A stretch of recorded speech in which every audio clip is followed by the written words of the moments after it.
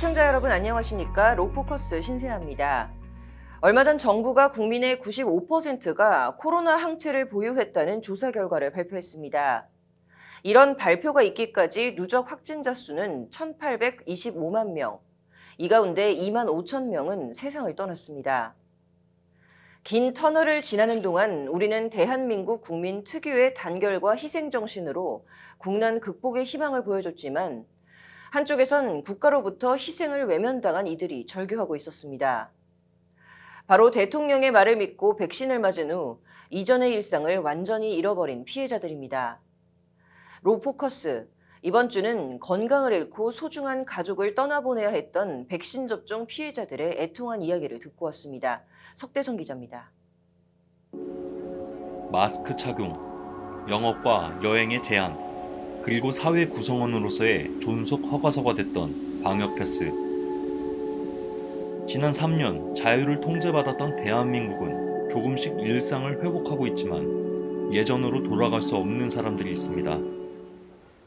우리 딸들도 원래 맞지 마라 그랬는데 저는 이제 미국 가서 여러 가지 또 좀 1년에 한 번씩 가서 행정 처리가 일할 게 있어서 저는 맞았죠. 어차피 안 맞아도 처음에 차사까지 맞췄습니다.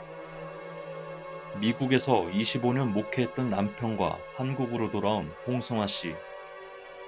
17가구 29명이 사는 작은 섬에서 남편과 함께 봉사하며 노후를 보내고 있었습니다.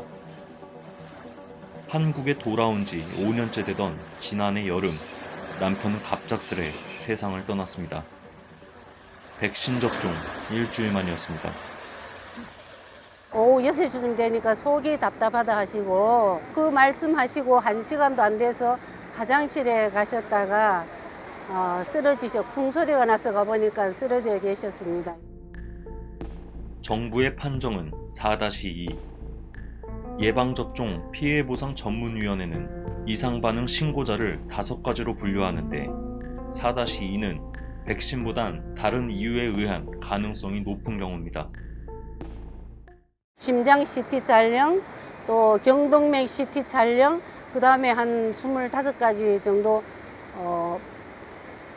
건강검진을 다 받았을 때도 별 이상이 없었습니다. 40년 살면서 감기로도 병 앓으신 적이 별로 없습니다.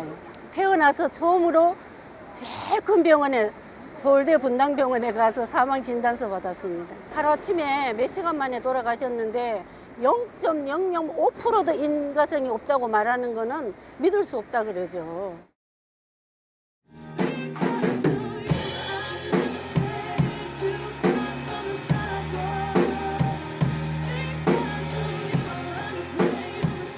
와, 진짜 잘 쳤다. 잘했어, 진짜 잘했어. 일요일 날 아침에 이제 깨우려고 이제 불렀는데 대답이 없어가지고 그 방문을 열어보니까 느낌이 안 좋으면서 애가 대답을 안 하는 거예요. 와이프하고 이제 둘째 그 형하고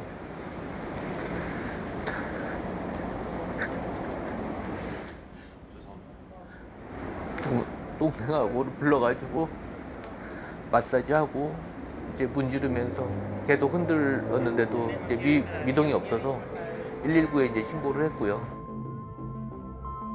정부는 인과성을 인정하지 않았고 아들을 잃은 아버지는 눈물을 삼키며 부검을 의뢰했지만 3달 가까이 흘러서야 나온 부검 소견서는 허무하기 그지없었습니다.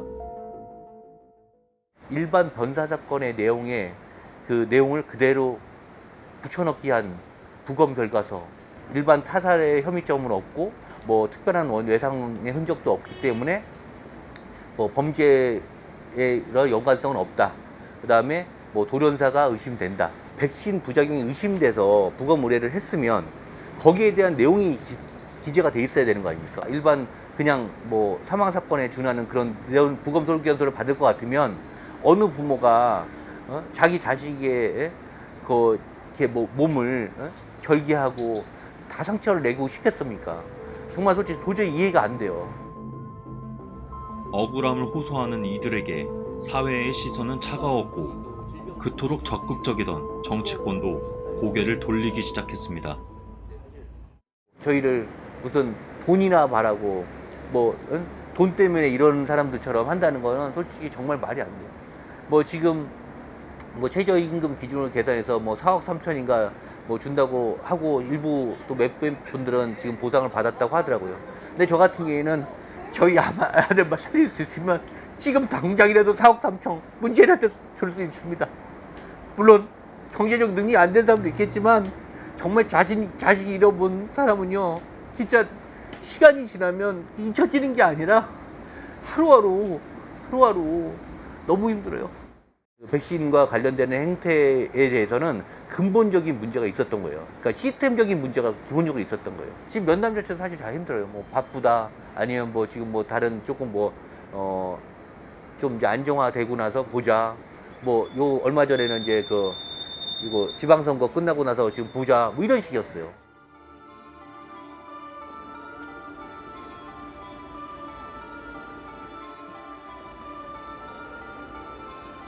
누군가는 지난 60년 성실했던 삶의 결과가 백신 접종 한 번으로 송두리째 무너졌습니다. 결론을 내린 게 뭐냐면 신경총병증. 어느 정도 지나면 또 괜찮아지겠지 했는데 결국은 이 지경까지 온 거죠. 이제 하루하루가 악몽 같고 하루하루가 이제 사람 사는 꼴이 아니에요 이게. 신경총병증이라는 저도 듣도 보다 못한 병인데 그러한 것들이 뭐냐면 모든 걸 설명하기가 복잡하니까 신경총병증이라는 진단을 내린 것 같더라고요. 화이자 접종 닷새 만에 사지가 마비됐지만 정부의 판단은 냉혹했습니다.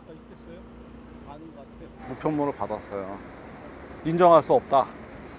장애에 대한 걸 인정을 못하겠다. 대통령이 책임진다는데 모든 걸 대통령이 책임지겠다는데 뭐 걱정하시냐고. 근데 결과는 안 좋은 거죠 이제. 국책 사업이니까 반강제, 강제 이건 원래 맞고 안 맞고는 본인 자유인데 모든 걸 다 막아버렸잖아요.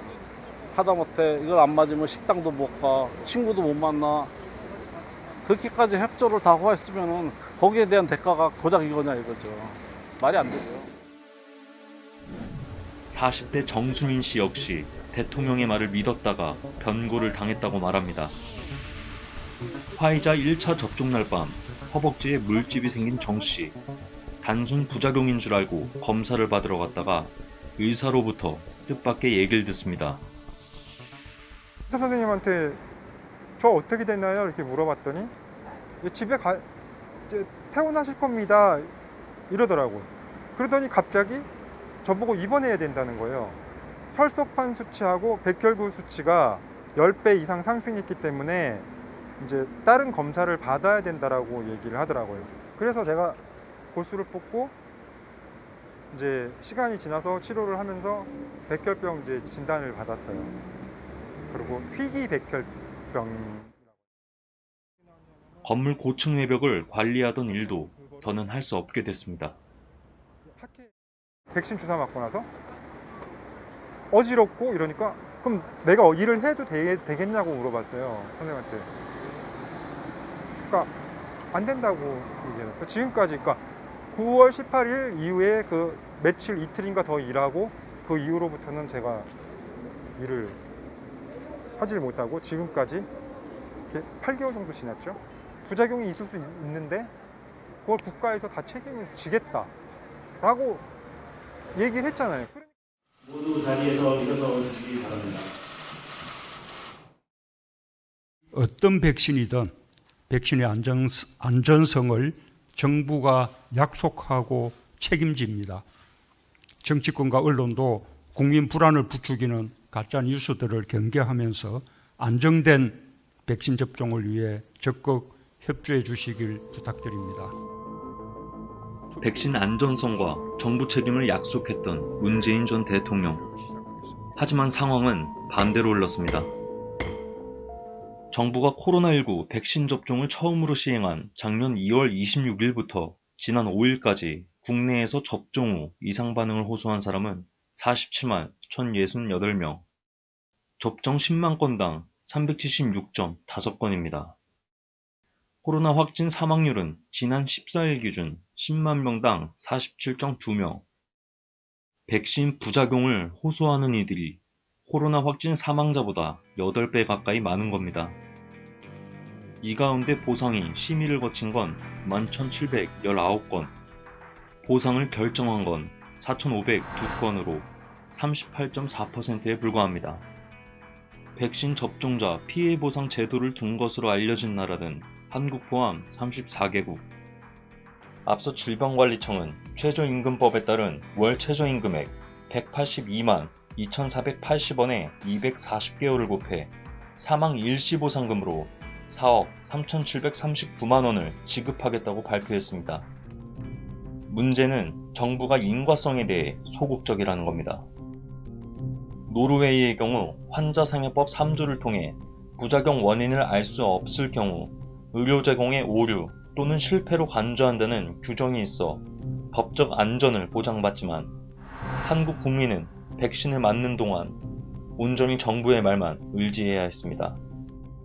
접종과 이상 반응의 연관성은 사실상 피해자가 입증해야 하는데 자연과학의 섭리를 일반인이 가능하다, 불가능하다 단언하는 것을 방역당국이 수긍할 리 만무합니다. 안정적으로 관리하며 국민들께서 정부를 믿고 정해진 순서에 따라 적극적으로 백신 접종에 참여해 주신다면 한국은 K-방역에 이어 백신 접종과 집단 면역에서도 모범 국가가 될 수 있을 것입니다.